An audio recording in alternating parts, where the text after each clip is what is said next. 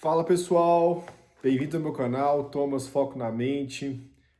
Mais uma vez vamos dar continuidade ao estudo sobre o livro do Jordan Peterson, 12 regras para a vida, um antídoto para o caos. Estamos na nossa sexta regra e eu já venho falando toda vez do desafio que é. Toda hora eu quero desistir porque extrair o conteúdo disso e transmitir de maneira mais simples tá bem desafiador. Mas eu acredito que tem sido bastante edificante para a minha vida e para algumas pessoas que já têm me dado algum feedback positivo aí em relação a alguns vídeos que eu já fiz. Isso nos incentiva e nos motiva a dar continuidade, por isso já clica aí no botão de seguir, no sininho, de enviar para pessoas que você acredita que esse conteúdo vai ser importante para elas. Vamos lá, para a nossa sexta regra. Deixe a sua casa em ordem, em perfeita ordem, antes de criticar o mundo. Aqui ele traz uma orientação para você olhar para dentro antes de querer olhar para fora. E eu comungo dessa mesma visão e várias pessoas chegaram a essa conclusão de cuidar primeiro do que a gente tem em condição antes de querer julgar ou criticar. Porque é muito mais fácil eu criticar o que eu estou vendo do que olhar para dentro. É muito mais fácil olhar para fora do que para dentro. Então o Carl Jung fala a frase, né? Quem olha para dentro, quem olha para fora sonha, mas quem olha para dentro desperta. E desde pequeno a gente tem essa intenção e essa tendência de olhar para fora. É muito mais fácil olhar para fora do que para dentro. Então a gente consegue ver o erro de fora. A gente consegue ver o erro dos outros, ver o erro do mundo, ver o erro dos nossos pais. Eu me lembro a música do Renato Russo, né? Você culpa os seus pais por tudo, isso é um absurdo. E o que você vai ser quando você crescer? Então ele também chegou a essa conclusão. É muito fácil a gente criticar. Eu atendo muita gente que critica os pais. É normal a gente fazer isso porque quando o filho nasce dentro de uma família, dentro daquele contexto familiar, ele consegue ver todos os defeitos, porque os pais estão expostos ali, ele está dentro daquela família, vê no cotidiano daquela família. E ele consegue ver com facilidade todos os erros que estão acontecendo ali. Então a tendência às vezes do filho é criticar muito a conduta dos pais. O que o filho nunca teve e o que ele não consegue enxergar é que o quão difícil é constituir uma família e lidar com o mundo aqui fora. Por isso que ele não consegue, às vezes, valorizar muitas coisas que os pais fazem. Porque ele nunca teve a experiência de constituir uma família, de manter um casamento, de trabalhar. Então ele fica só aqui, né, no conforto, julgando. Tem uma frase também que Paulo Vieira usa, que eu gosto muito, achei bem pesado, que é: toda vítima, que é essa pessoa que critica fora sem olhar para dentro, toda vítima, no fundo, ele é um orgulhoso. Por quê? Porque quem é vítima pode criticar os outros sem ser criticado. Ele pode atacar sem ser atacado. Então o lugar da vítima é um lugar muito confortável, do que ter que olhar para dentro, lidar com os meus próprios conflitos para então buscar uma saída e uma solução. Aqui no começo do livro ele começa trazendo algumas analogias de alguns massacres que teve nos Estados Unidos. Nos Estados Unidos tem muitos massacres de pessoas que saem matando nas escolas, no cinema, na rua. E ele traz algumas falas dessas pessoas, né, de que o mundo não vale a pena e temos que devolver o mundo de volta para os animais.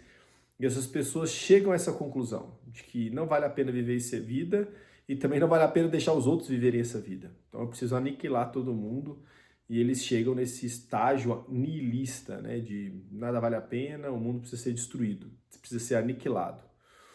E é fácil algumas pessoas chegarem nisso, né? Quando ela nasce no contexto conflituoso ou de uma família que não conseguiu instruir ele ou dar aquele carinho, aquele afeto, ou deu de maneira errada, desproporcional ou disfuncional, acaba gerando essas conclusões, essas falsas conclusões de que não vale a pena viver a vida, de que não vale a pena deixar esse mundo acontecer do jeito que está. Tem um documentário muito legal sobre a vida do Unabomber, né, que é o homem que mandava bomba pelo correio nos Estados Unidos para explodir, porque ele não queria que a tecnologia se desenvolvesse, porque ele falava que a tecnologia ia destruir o mundo. Mas quando você vai ver a história dessas pessoas, elas tiveram um passado bem complexo. E o que às vezes torna, muitas vezes, a gente consegue compreender por que aquela pessoa chega naquele estágio. Ele traz uma visão também de Tolstói, que é um filósofo, né, um escritor muito famoso, e ele disse a seguinte reflexão: conhecimento racional iria me levar a uma negação da vida. Ou seja, se eu pensar nessa vida do jeito que está hoje, do jeito que o mundo acontece, eu vou negar a vida, porque não vale a pena viver. Porque é um mundo que todo mundo só pensa em dinheiro, em ganância, passar o outro para trás. Quem tem mais experiência e mais conhecimento usa isso para dominar o mais fraco. Então é um mundo que muita gente realmente escolhe não viver. Então ele fala, se eu for pelo caminho do conhecimento racional, vai me levar à negação à vida. Agora, se eu busco pela fé, eu vou negar a razão. E ele fala, e esse segundo para mim é muito pior. Negar a razão do que negar a vida. E aí ele fala, puxa, se Tolstói chegou a essa conclusão, quanto mais a maioria das pessoas. Só que aqui ele tem um pequeno equívoco que é qual fé nós estamos falando, né? Então, de fato, muitas fés, elas levam à negação de alguns raciocínios, mas não são todas. Só que isso é um consenso hoje no meio acadêmico, né?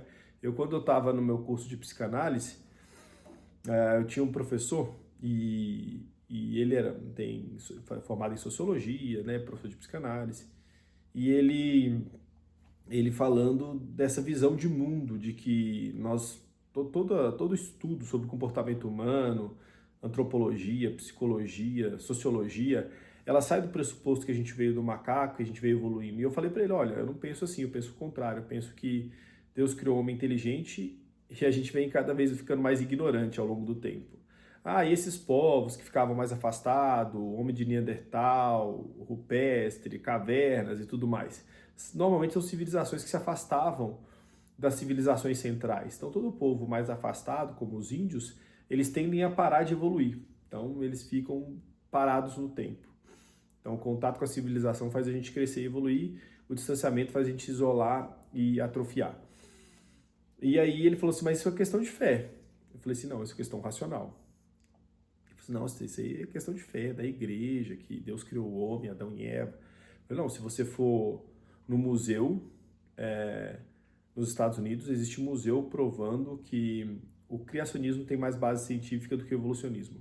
Tem um livro que eu quero indicar para vocês que se chama Não Tenho Fé Suficiente para Ser Ateu, que é justamente, você precisa de mais fé para ser um ateísta do que para ser um cristão. Outro dia eu vi um outro palestrante falando que isso é um consenso entre o meio acadêmico, que eu tinha uma fé, fui criado dentro de uma fé, mas eu comecei a estudar e abri mão da minha fé. E logo amadureci e comecei a ver o mundo de maneira mais complexa, que não me dava condição para acreditar numa fé cega. E ele falou que é justo o oposto, né? Quem tem uma fé, os cristãos, eles pensam muito mais do que quem não tem. Então, por exemplo, a gente pensa em morte, vida após a morte, doença, propósito. Pessoas que não querem pensar nessas situações, que talvez não tenham uma explicação racional, no sentido, não é racional, científica, que você consegue palpar. O mundo ele é sustentado pelo subjetivo, sobre coisas que você não consegue estudar. Emoções, sentimentos, então são coisas mais difíceis de serem estudadas num laboratório, né, de maneira científica ali, com testes e tudo mais. Então, você precisa de mais fé para ser ateísta do que para ser cristão. Então, isso aí já é um consenso, tá? Para quem estuda, para quem gosta de estudar sobre essas coisas, se questionar. Então, não é que você vai ter uma fé e você vai parar de pensar, de ter razão. Muito pelo contrário. É justamente para dar uma razão para a vida é que eu busco uma fé. Uma razão por que eu estou aqui, meu propósito, o que vai acontecer depois que eu morro e tudo mais. E ali ele vai discorrer em cima de alguns psicopatas, né, que tiveram nos Estados Unidos, e ele traz uma analogia a Caim e Abel, e aqui abre um precedente para uma reflexão bem profunda, que é o seguinte, que é a mesma coisa de Caim e Abel, né? Caim matou Abel por conta de um ciúme, que os dois deram uma oferta para Deus, Deus aceitou uma e a outra não, enfim. E vai ter seres humanos assim, que por inveja vão querer matar o irmão. É verdade, né? Tem pessoas que já nascem tendenciosas. Ali eu gosto de falar que a humanidade já veio ali de Adão e Eva e os seus filhos diretos ali, eles já carregam toda a carga genética que viria a ser a humanidade. Só que Caim e Abel já são os primeiros filhos pós-pecado, então o pecado entra no homem e aí ele já tem a tendência a comportamentos mais carnais, vaidade, arrogância, soberba, inveja, e porque ele já começa a se afastar de Deus, e aí você tem esse processo. No entanto, quando Cristo vem, ele vem com a proposta de redimir o homem dessa vida escrava das tendências carnais. Então, a morte de Cristo por nós é para nos salvar de nós mesmos, para a gente não viver conforme a nossa vontade ou a vontade da nossa carne, e também para a gente perdoar o outro. Então, talvez o outro faça coisas comigo que eu não tenho condição de perdoar, porque se for olhar de maneira lógica, se ele não reconheceu, se ele não me pediu perdão e tem coisas que são irreparáveis, ele nunca vai conseguir me reparar o dano que ele fez comigo. No entanto, se eu olho para Cristo, que morreu pelos pecados dele também, e morreu pelos meus, assim como ele me perdoou, eu perdoo ele. Não pelo que ele fez, mas pelo que Cristo fez por mim. Então isso aqui traz uma nova maneira de viver a vida, de enxergar os conflitos e os desafios. E aqui ele não consegue entender isso. Isso aqui eu estou trazendo a minha explicação. Quando ele compara pessoas que cometeram massacres com Caim e Abel. Na época de Caim e Abel, Cristo ainda não tinha vindo e não tinha tido essa oportunidade de redimir a humanidade, o comportamento humano. Hoje nós já temos isso.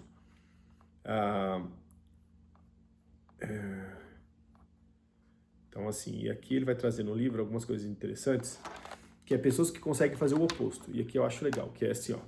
A maioria das pessoas que escolhem o caminho errado, na verdade, eles são resultado de algo. Vou dar um exemplo. Por que um jovem consegue matar o outro por causa de um tênis e dormir tranquilo? Eu já vi isso acontecer algumas vezes. Porque na maioria das vezes ele veio de uma família onde não conseguiu transmitir para ele o valor da vida. Ou seja, não teve pais afetuosos que mostraram para ele tanto que a vida dele é importante. Então ele cresce, poxa, minha vida não é importante, por que a sua também é? Por que a sua deveria ser? E aí ele veio para a sociedade, o que é importante? Dinheiro e bens materiais. Então o valor da vida e de um bem material de dinheiro tem o mesmo valor, ou às vezes o dinheiro está acima da vida humana. E aí ele consegue matar uma outra pessoa e dormir tranquilo. E aí você prender um jovem desse que não recebeu o valor da vida dentro dele, você acha que pôr numa cadeia vai resolver alguma coisa? Com certeza não. Então a ideia foi essas falhas que acabaram desenvolvendo ao longo da vida e por isso que pessoas que recebem um ambiente amoroso, elas tendem a desenvolver muito melhor. Você pode pegar culturas onde os pais são mais presentes, você vai ver a tendência a eles se desenvolverem melhor do que culturas onde não tem. Então aqui ele vai falar que é isso. Então, uma família com disfunção vai gerar filhos com disfunções, a tendência é essa, e cada vez piorar. No entanto, ele fala, e eu gosto de usar uma frase que ele usa de Nietzsche, né?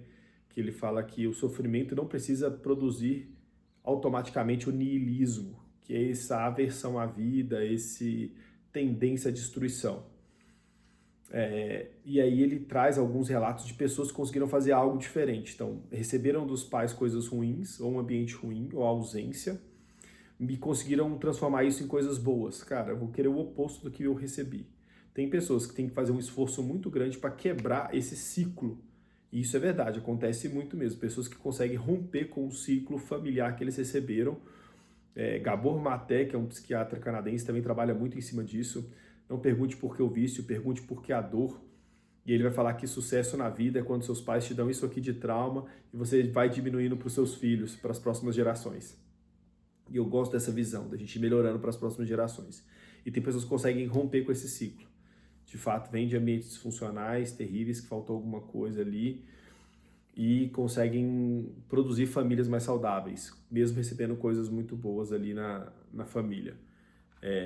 Então, existe esse caminho, o que nós tentamos caminhar aqui, ensinar as pessoas o que foi feito com você, o que faltou lá atrás. E a gente entende hoje trauma não só, presta atenção, a gente entende trauma hoje não só como algo que aconteceu com você, um abuso, os pais te bateram, ou alguma coisa do tipo, ou bullying, mas também trauma pode ser a ausência de algo, a ausência de afeto, de carinho, de alguém ali para te ouvir, para te dar suporte, para te dar amparo.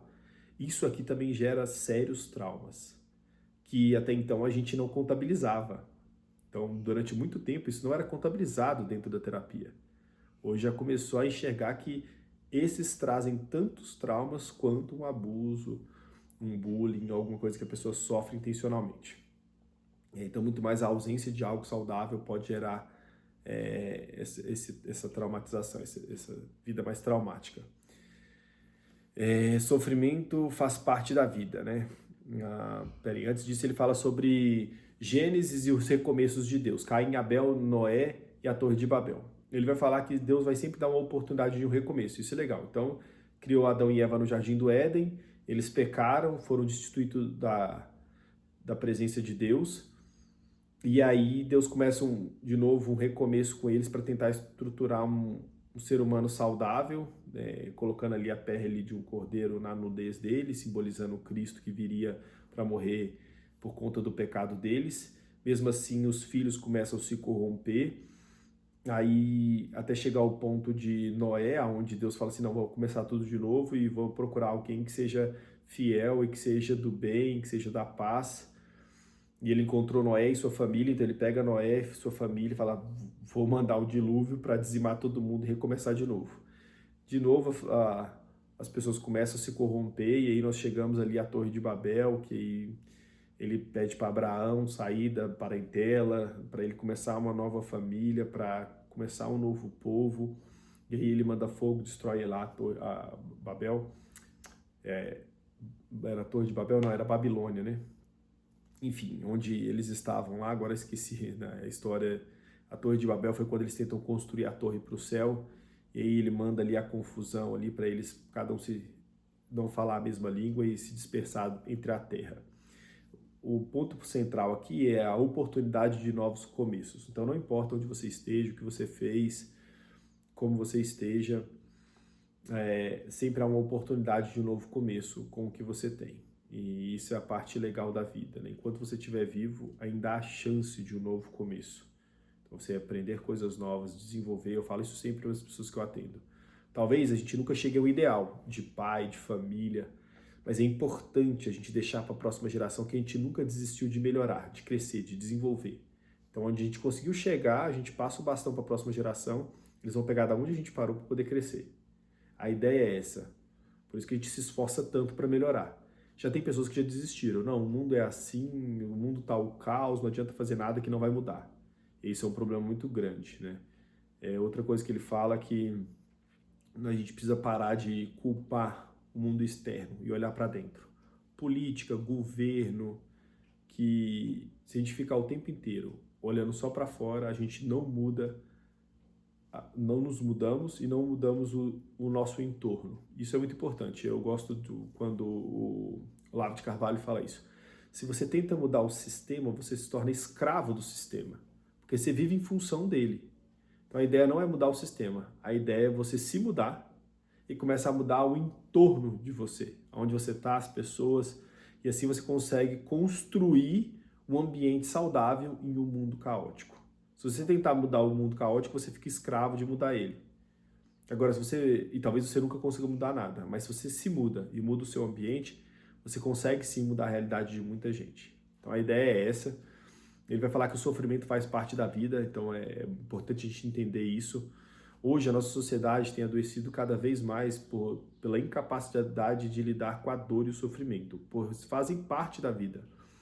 E a fuga deles nos torna em pessoas mais infantis. Então a dor e o sofrimento é que nos faz amadurecer e muitas vezes. A gente se torna mais empático, a gente entende a dor do outro. Pessoas que não sofreram tendem a ser mais vaidosas, arrogantes, soberbas, menos empáticas. Quando a gente sofre, a gente começa a pensar mais no próximo. Então o sofrimento ele tem alguns benefícios, só que a gente precisa ter ferramenta para lidar com eles, para não ser maior do que a nossa capacidade de lidar. Então a gente precisa desenvolver ferramenta para aprender a extrair o conhecimento e a sabedoria da dor e do sofrimento. E não criar uma ilusão que a gente vai viver uma vida sem sofrimento. Isso é infantilidade. E isso é o que destrói muitas pessoas. E a nossa geração, por não saber lidar com dor e sofrimento, agora aprendeu que pode medicar sentimento. Então nós estamos medicando as pessoas para que elas não sofram e não sintam dor e gerando uma geração cada vez mais infantilizadas. Porque daí eu não desenvolvo ferramentas e mecanismos para lidar com a vida, eu me torno menos empático porque eu não sinto a dor do outro e fica todo mundo frio e egoísta. Essa é a sociedade que a gente está vivendo. Então a gente precisa desenvolver ferramentas e equilíbrio para poder lidar com isso tudo.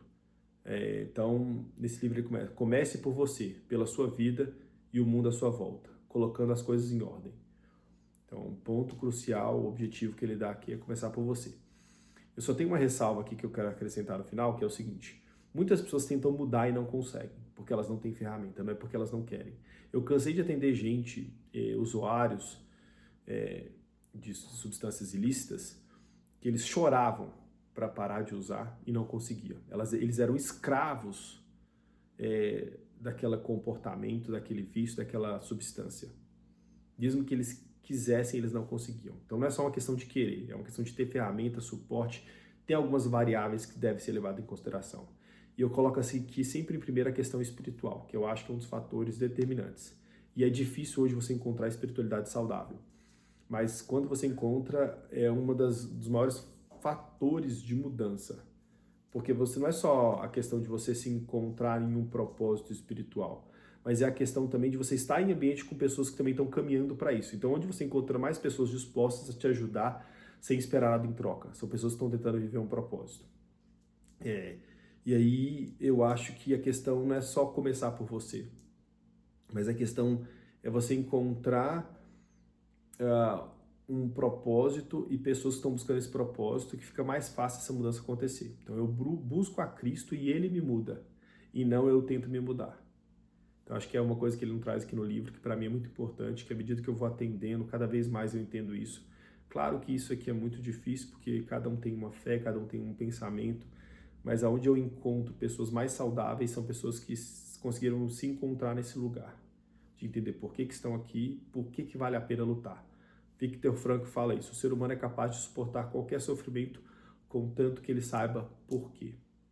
Então é isso, pessoal. Obrigado aí por ter me acompanhado. Compartilha se você gostou desse conteúdo. Vamos lá para o 7º capítulo, próximo vídeo, do livro do Jordan Peterson, 12 regras para a vida, um antídoto para o caos. Te vejo lá.